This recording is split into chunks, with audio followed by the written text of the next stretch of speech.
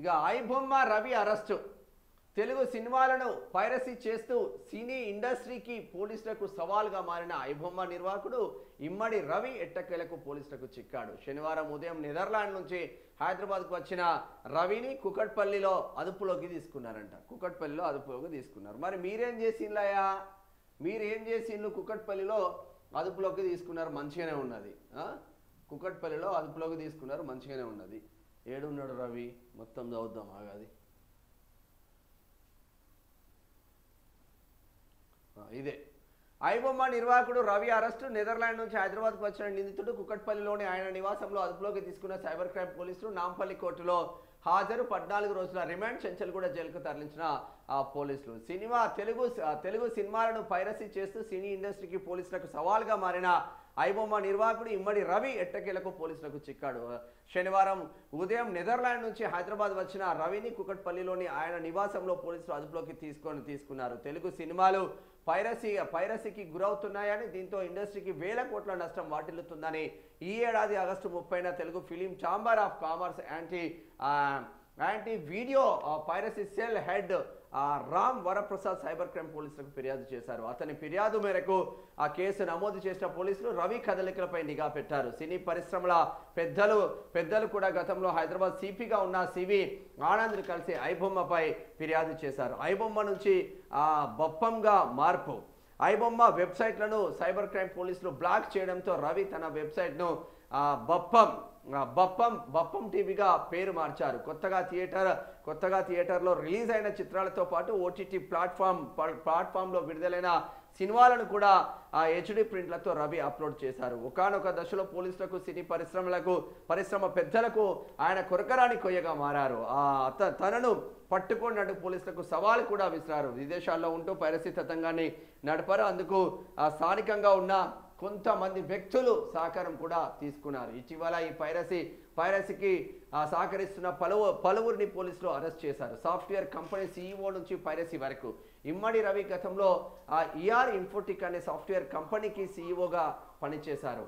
5 ఏళ్ల క్రితం తన భార్య నుంచి విడాకులు తీసుకొని పైరసీ రంగంలోకి అడుగుపెట్టారు.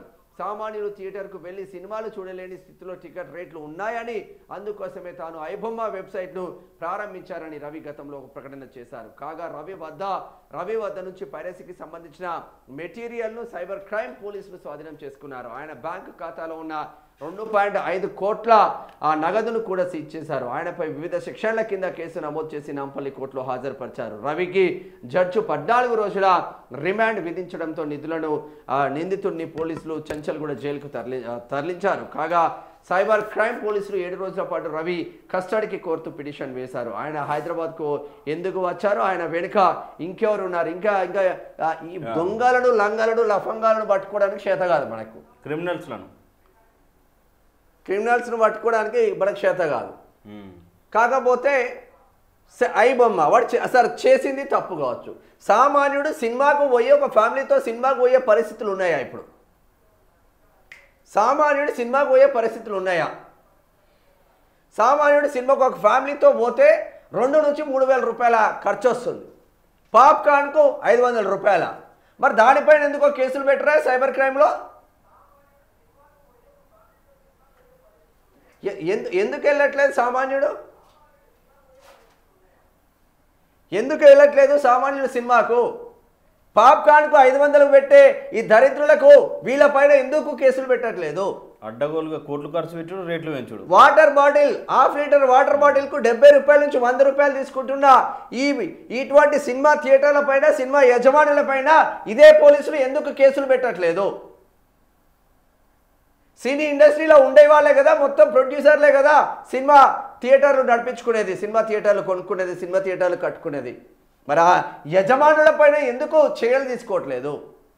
వాడు ఎన్ని అక్రమాలైనా చేయొచ్చు, కానీ సామాన్యుడు ఏదైనా చేస్తే మాత్రం పోలీస్ డిపార్ట్మెంట్తో సహా ప్రభుత్వాలే మొత్తం దగ్గరుండి చేస్తూ ఉంటాయి. మరి మీరు చేసే హౌలా పనులకు మిమ్మల్ని ఏమనాలి? మీరు చేసే హౌలా పనులకు మిమ్మల్ని ఏమనాలి? ఇమ్మడి రవి తప్పు చేసిండు, జైలుకి వేయండి అనుకుందాం. మీరు తప్పులు చేస్తలేరా?